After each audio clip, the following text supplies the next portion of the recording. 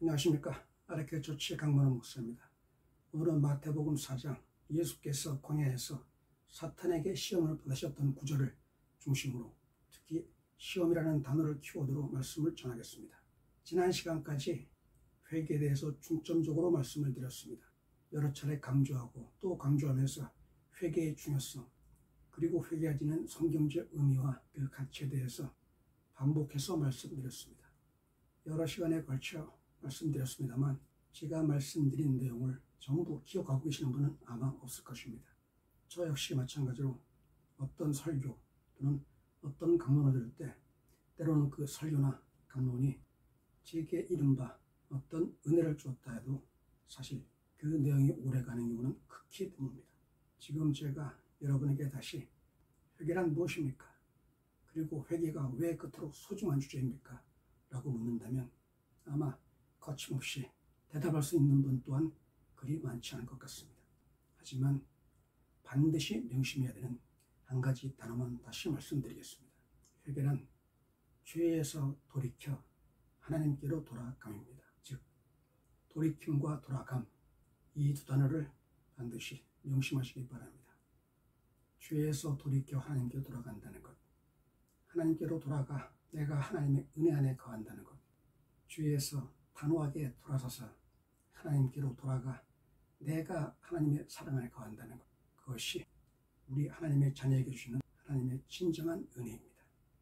회개가 중요한 것 못지않게 오늘 시험, 이 주제 역시 또 다른 관점에서 매우 중요한 의미를 지닙니다.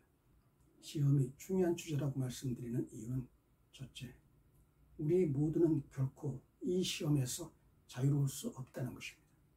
아니, 보다 분명히 말씀드려서 우리 모두는 우리가 열심을 다해 하나님을 믿고 진정 몸과 마음을 모두 바쳐 하나님을 섬기며 하나님을 사랑한다 한들 그럼에도 불구하고 우리는 우리의 육신의 생명이 끝나는 그날까지 결코 시험에서 자유로울 수 없는 존재입니다. 따라서 시험은 우리가 피해갈 수 없기에 반드시 맞닥뜨려야 되는 우리 신앙의 중요한 요소이기 때문에 중요하다 이렇게 말씀드린 것입니다. 두 번째, 우리는 시험이라는 주제에 대해서 그리고 그 단어에 대해서 많은 오해와 오역이 있습니다. 본디 시험은 긍정과 부정 그리고 선과 악이라는 양면성을 고루 지니고 있습니다. 간단히 말씀드려서 내가 맞닥뜨린 그 시험을 그 시험에서 내가 당당히 이겨내고 승리한다면 그 시험은 결국 긍정의 의미와 가치를 지닐 것입니다. 반면에 내가 그 시험을 이기지 못하고 주저앉는다면 다시 말해 시험의 그 순간에 한 발짝도 나아가지 못한 채 그 자리에 주저앉아 좌절하고 절망한다면 이는 분명히 부정의 의미와 가치를 지니게 될 것입니다.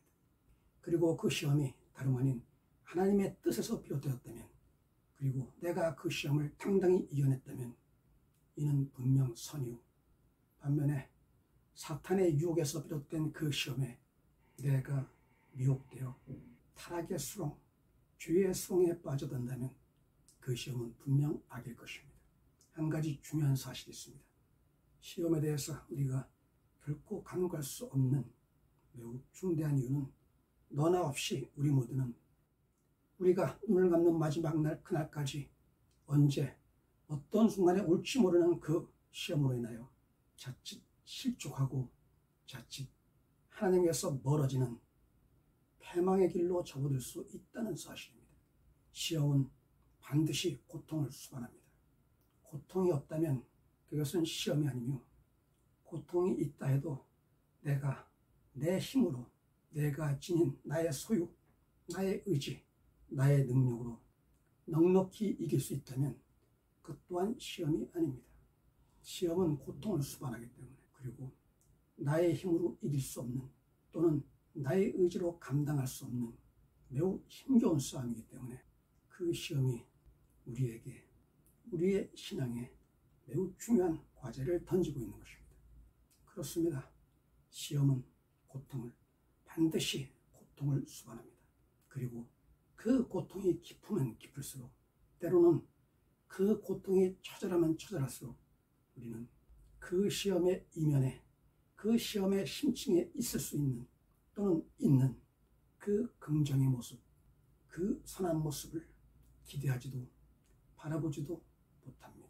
마치 칠흑같이 어두운 밤, 한 치 앞도 앞을 볼 수 없는 그 칠흑같이 어두운 밤처럼 시험의 순간에 내가 겪는 고통, 그 고통이 처절하면, 너무도 처절하면 안타깝게도 우리는 그 고통 앞에서 좌절하고 절망하고 때로는 하나님을 원망하며 하나님께서 멀어지기도 합니다. 그래서 많은 사람들이 실족하고, 그래서 많은 사람들이 하나님을 저주 원망하며 자신이 겪는 그 고통을 또한 저주하고 탄식합니다. 도대체 내가 무슨 잘못을 저질렀고 한데, 도대체 나에게 무슨 죄가 있건데 이토록 가혹한 시련, 이토록 끔찍한 고통을 겪어야 하는가. 하나님이 계시다면 결코 있을 수 없다. 내가 지금까지 온 몸과 마음을 다해 하나님을 섬겼거늘 고작 나에게 돌아오는 보상이 이것이냐. 하나님이 존재하기는 하는 거냐. 이렇게 많은 순간에, 시험의 순간에, 그 고난의 순간에 하나님께서 멀어지는 경우를 우리는 종종 봅니다. 이렇게 우리들 대부분은 시험은 고통이며 시험은 시련이며, 따라서 시험은 악한 것이며 시험하는 자는 악한 마귀 사탄이다. 하나님은, 하나님의 선하시다면, 선하신 하나님은 이런 고통을 우리에게 주실 리 없다. 따라서 시험은 하나님이 하시는 것이 아니라 시험하는 자, 즉 마귀의 영역이다. 요컨대 하나님은 시험하시지 않는다. 이렇게 주장하고 이렇게 단언하면서 하나님과 시험의 그 관계, 그 연관성을 단절하고자 합니다. 여러분은 어떻게 생각하십니까? 하나님은 시험하십니까? 시험하시지 않습니까? 하나님은 시험하십니다. 오늘 예수께서, 하나님의 아들이신 예수께서, 하나님의 독생자이신 예수, 하나님의 가장 귀히 여기시는 그 예수께서 광야에서 마귀의 시험을 받으셨던 그 장면을 다시 읽어드리겠습니다. 그때 예수께서 성령에게 이끌려 마귀에게 시험을 받으러 광야로 가사 40일을 밤낮으로 금식하신 후에 죽으신지라.